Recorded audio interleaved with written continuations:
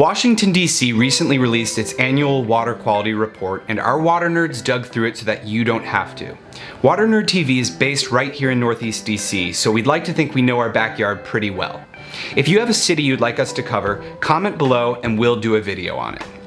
The first thing to know about DC's water quality report is lead. DC had a major lead crisis in the early 2000s, so obviously this contaminant is something to look out for.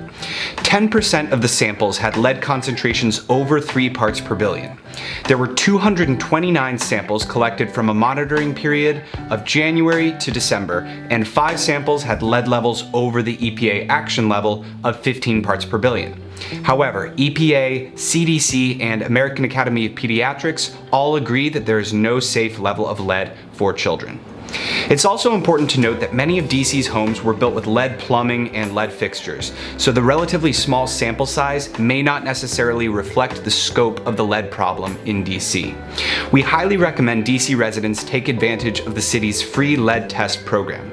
To get a free lead test kit, just call 202-612-3440 or email leadtest@dcwater.com. Next is disinfection byproducts, or DBPs. DBPs form when chlorine-based disinfectants that are routinely used to treat incoming water react with organic matter. DBPs are split into 2 categories called trihalomethanes and haloacetic acids. Concentrations of trihalomethanes averaged 49 parts per billion, but levels were detected as high as 82 parts per billion in DC water. Haloacetic acid concentrations averaged 31 parts per billion and reached levels as high as 49 parts per billion. While technically still in compliance, these levels are definitely high. Disinfection byproducts are a category of emerging contaminants, which means that they have been detected in drinking water, but the risk to human health is unknown. Regulatory agencies have very little knowledge about the adverse health effects of DBPs and their toxicity. EPA has stated that they have been linked to an increased risk of bladder cancer, as well as kidney, liver, and central nervous system problems. The last thing to note is chloramine. While most municipalities disinfect their water with chlorine, DC's drinking water is disinfected with chloramine.